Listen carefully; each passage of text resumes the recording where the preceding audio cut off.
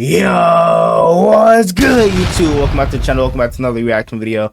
We got all 32 NFL teams' most underrated move of the 2024 NFL offseason. Let's check this out. Kirk Cousins, Christian Wilkins. For me, like my Baltimore Ravens, bro, I feel like Deontay Hardy was definitely probably the most underrated move of the offseason for us because we lost Devin Duvernay, who was one of our better return guys. We lost him to Jacksonville, and bringing in him to easily replace him and possibly we can use him, you know what I'm saying, a few little gadget plays on offense is huge. Like some jet sweep end arounds, quick screens, so we don't have to keep doing that with Zay. Swap jerseys this offseason who promised to bring immediate results to their respective teams. But each team also made one sneaky move that isn't getting enough love or attention. So with training camp inching closer, how about we dive into every NFL club's most underrated move of the 2024 NFL offseason? Okay.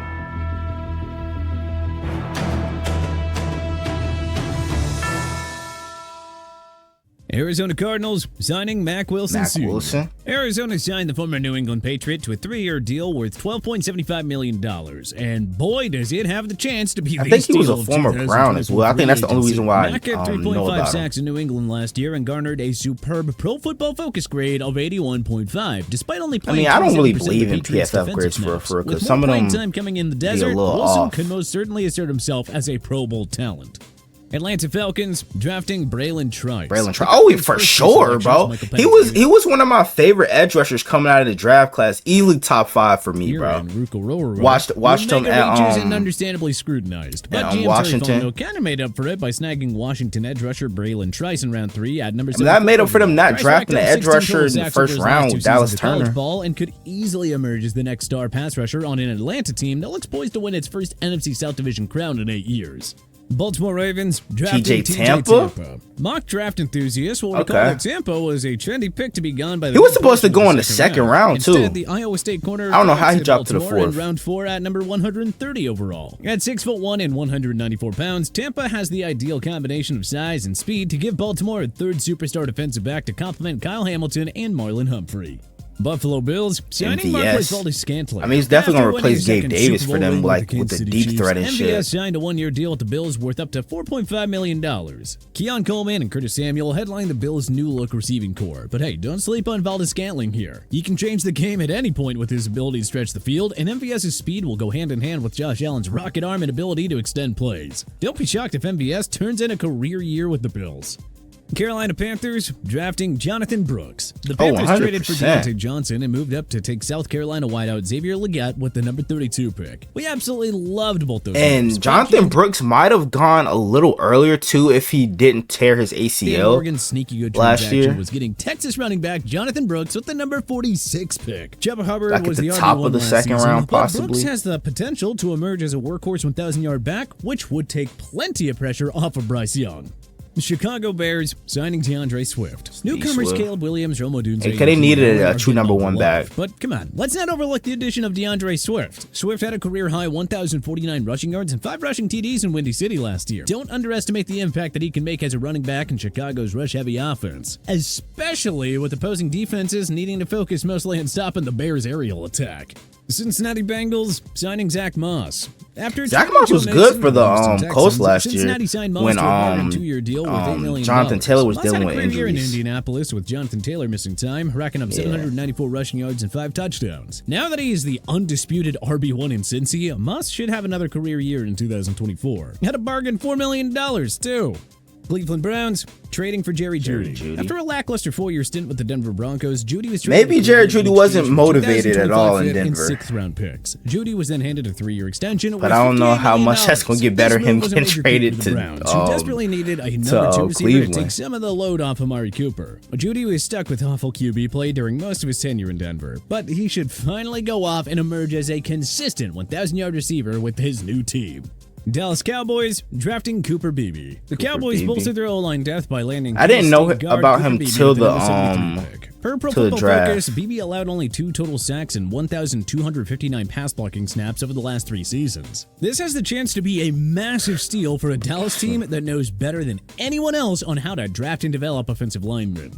Denver Broncos signing Josh Reynolds. Oh yeah, for handed the sure. Detroit Lion a modest 2-year deal worth $9 million. Because they needed somebody to replace Jerry Jeudy, because they already got Cortland Sutton. They drafted Troy Franklin, and bringing in Josh Reynolds would be huge. But now I'm thinking that Marvin Mims is not going to be able to see the field as much now. Contract in Sean Payton's offense, which is upsetting because I want him to pop off, bro. I'm a huge Marvin Mims fan. Even though Amon-Ra St. Brown, Sam Laporta, Jahmyr Gibbs, and David Montgomery got far more touches with the football, Reynolds could easily replace Cortland Sutton as the new #1 receiver in Denver, or at the very least, step in as a WR2. Detroit Lions trading for Carlton Davis III. Bro, I forgot all about this move last year. But this was very underrated. Bro, they've got an underrated secondary too, because you know what I'm saying, Carlton Davis, of course, they drafted Terry Arnold with the first pick for them in the first round. And they also drafted Enick Rakestraw as well. And then they already got Kirby Joseph and Brian Branch as well. Davis from the Tampa they got probably a top 5 secondary. Ball hawker with 9 career interceptions and 73 definitely underrated, bro, for sure. He should perfectly complement rising star Brian Branch and rookie Terrion Arnold. Green Bay Packers drafting Javon Bullard. The Packers' for sure. Defense was signing ex-New York Giant Xavier McKinney. But don't overlook the addition of the Georgia safety, who somehow fell down to Green Bay at number 58 overall. Bullard does it all as a ball-hucking safety who can also bring. He should have went like at the early top second round, bro. Back into a top 10 defense. Houston Texans drafting Kalen Bullock, having added Stephon Diggs. And bro, this is my favorite safety coming out the draft class, bro. Kalen Bullock. And Daniil Hunter. The Texans had perhaps the best 2024 100%. NFL offseason. A renowned takeaway specialist, Bullock and Jalen Petrie have the skill set to soon become the NFL's #1 safety tandem. Indianapolis Colts drafting Adonai Mitchell. The Texans to complete their wide receiving core. First-round pick, yet the Colts landed him in round 2 with the number 52 pick. The 6'4", 196-pound Mitchell will be a difference maker for Anthony Richardson. Consider Mitchell a dark horse for Offensive Rookie of the Year honors. Jacksonville Jaguars signing Mitch Morse. The cap-strapped Bills had to release Pro Bowl center Mitch Morse in a cap-saving move. The Jaguars pounced down the opportunity and signed him to a bargain 2-year pact worth $10.5 million. Morse allowed just 1 sack and 1,128 offensive snaps last season per PFF. Okay. He immediately upgrades the middle of an already solid Jacksonville O-line, giving Trevor Lawrence yet another special luxury. Kansas City Chiefs drafting Jared Wiley. The Chiefs selected the hulking 6'7", 260-pound tight end in round 4 with the number 131 pick. This selection is especially intriguing with Travis Kelce about to enter his age 35 season, giving Wiley ample time to learn Kelce's that old? Time best before he gets the chance to flourish with Patrick Mahomes. Las Vegas Raiders drafting Jackson Powers Johnson. Oh, yeah. The Oregon offensive lineman was expected to be a late first to early second. Yeah, he was definitely slipping on the board Johnson a lot. All the way down to Las Vegas in the number 44 spot. That is ridiculously That's good value for someone who didn't allow a single sack in 2022 or 2023 per PFF.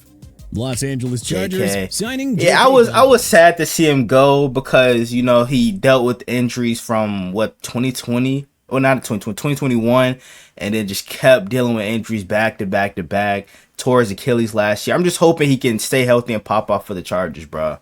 The Bolts' big move at RB was signing ex-Raven Gus Edwards. But Jim Harbaugh wanted another one of Brother John's former weapons, so the Bolts also brought in Dobbins. I'm hoping both of them can pop off, Sadly, bro. Injuries have limited Dobbins to 24 games since his 2020 rookie year. He had 805 rushing yards and 9 TDs in his rookie campaign, and in 2022, he had 520 rushing yards in just 8 games. So yes, a healthy Dobbins is capable of rushing for 1,000 yards. Yeah. Dobbins and Edwards should be a wonderful duo to watch with the younger Harbaugh brother.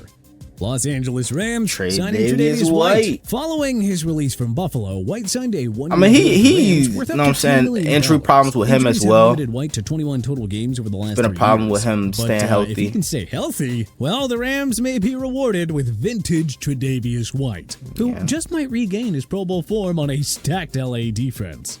Miami Dolphins signing Kendall Fuller. The Dolphins released Pro Bowler Xavier Howard and a cap. Howard's still a free agent too, right? Replacement in Kendall Fuller, who signed a 2-year pact worth up to $16.5 million. Fuller was rock solid on a terrible Washington Commanders team last year, earning a PFF grade of 83.1. With 16 career interceptions and 75 pass breakups, he will easily slot in as Miami's new takeaway specialist with Howard gone. Minnesota Vikings signing Andrew Van Ginkel. Andrew Van Ginkel, didn't he have a breakout year last year? Miami in 2023. Posted 8 pass defenses, 6 sacks, and 19 quarterback hits. Van Ginkel turned he was a big playmaker for them last year. A modest $20 million. If he can build off that career year, the Vikings will have found the perfect running mate for rising star linebacker Ivan Pace, who was one of the top rookies in 2023. New England Patriots signing KJ Osborne. The New Look Patriots signed Osborne. I keep forgetting they signed him. $4 million following a 4-year run with It's Minnesota. hard to keep up with everybody, bro. I'm telling you. Went over I'm trying my receiving best. in each of the last 3 years, despite watching most targets go to the likes of Justin Jefferson, Adam Thielen, and TJ Hawkinson. Well, now that he's going to New England, Osborne has the potential to set career numbers, since there's no clear-cut number 1 receiver in place there. New Orleans Saints drafting Kool-Aid McKinstry. The big-bodied Alabama corner was I was very surprised to see him drop out of the first round. round. The Saints in round 2 at number 41 overall. McKinstry's physicality, football IQ, and ball hawking skills will make him the ideal sidekick to Pro Bowler Marshawn Lattimore. That's if they don't trade Lattimore, because I've been hearing rumors about that too. New York Giants signing Drew Lock. One reason that the Giants have been stuck I hope Drew Lock steals the starting job from Daniel Jones. The need for quality backup quarterbacks. I want Drew Lock to be so successful, bro. Like, he is such a likable guy. Leading them to an improbable late win over the Philadelphia Eagles. With 24 NFL games under his belt, Lock has enough experience to push Jones and threaten his starting QB job if the 2019 and he's very talented too, bro. Like, when given, you know what I'm saying, opportunities. Signing Mike Williams. Been able to step Jets up. Offseason work went towards rebuilding the offensive line. Williams. But getting ex-Charger star Mike Williams has got to stay healthy too, bro. Was an act of grand larceny by GM Joe Douglas. Williams was cut by the Bolts in a cap-saving move, but the 2-time 1K receiver should easily slot in as the new number 2 guy behind Garrett Wilson. With Pro Bowl caliber receivers at his disposal, Aaron Rodgers should go off in his first full year with the Jets. Philadelphia Eagles drafting Cooper. I don't understand how the NFL, how anybody let this shit happen, bro.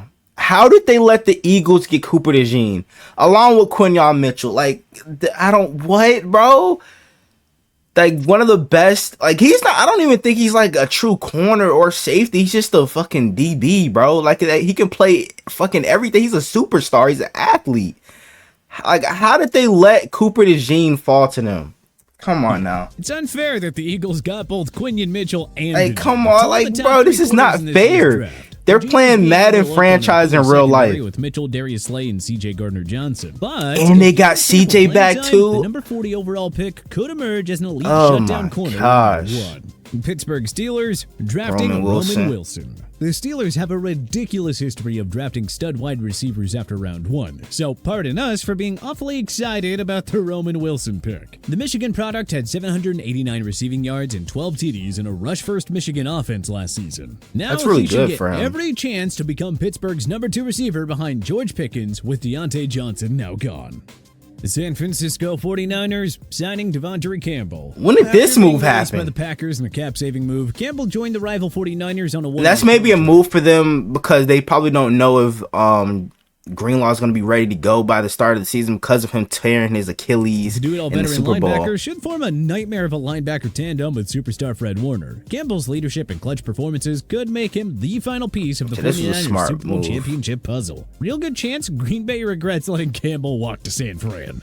Seattle Seahawks trading for Sam Howell. Howell showed promise in Washington last year despite taking a league-high 65 sacks. He threw for he had one of the worst offensive lines in the league, but some of those sacks came on him, bro, from holding the ball too long. How lousy the Commanders were last year. We like Howell as a reclamation project in Seattle. If Geno Smith isn't the long-term guy, the Hawks can see if Howell has what it takes to be a starting QB. And with DK Metcalf, Tyler Lockett, Jackson Smith-Njigba, and Kenneth Walker as his main weapons, why can't Howell shine if the opportunity presents itself? Tennessee Titans Tyler Boyd, Mr. Consistent. Over Calvin Ridley's arrival, we advise you not to sleep on Tyler Boyd's signing. A 2-time 1,000-yard receiver in Cincy, Boyd's production only dropped because Jamar Chase and T. Higgins emerged as the new superstar wideout duo. Boyd's shiftiness and reliable hands will make life a lot easier for second-year quarterback Will Levis, who could help the longtime Bengal regain his 1,000-yard form. Tampa Bay Buccaneers reuniting with Jordan Whitehead. Oh, shit. Brought back Whitehead on a 2-year pact worth $9 million following a 2-year stint with the New York Jets. Whitehead was a beast in his last season for the Jets, recording 9 pass breakups and 4 interceptions while yielding just a 78. Bro, so after week 1, he only got 1 more interception? When targeted. Whitehead and Antoine Winfield Jr. Jr. just might form the NFC's best safety duo in 2024. Assuming no, bro. It's us, bro. You know what I'm saying? Kyle Hamilton, Marcus Williams. the former picks hands up down the where he best left safety off in tandem in the Tampa. league. Washington Commanders signing Bobby Wagner. The future Wagner. Hall of Famer signed a one-year deal with Washington worth up to $8.5 million. A surprisingly low price for one of the top defensive players to hit free agency. Wagner had 3.5 sacks and a career-high 183 He just probably wanted to play with Dan Quinn again. Garnering a phenomenal PFF grade of 82.4. Not only will his presence help improve football's worst scoring day a year ago, but this renowned locker room leader and former Super Bowl champion will greatly boost morale for a new-look Commanders team. But hey, what do you think is the most underrated move of the 2024 NFL offseason? Let us know in the comment section below. If you like this video and learned a thing or two, clicking the like button helps out a ton. bro. And hey, we appreciate it. If this is your first time coming around to TPS though, well, subscribe. Man, that's gonna do it. Y'all let me know who y'all think was the most underrated move for the off season, bro. Y'all let me know down in the comments below. Hope you guys enjoy everything. If you guys like, comment, subscribe to the channel if you're new. Turn on post notifications, get notified whenever I drop another banger video on the road to 200 subs. I'm gonna get there for more banger NFL content like this. And without further ado, I'm out. Gang!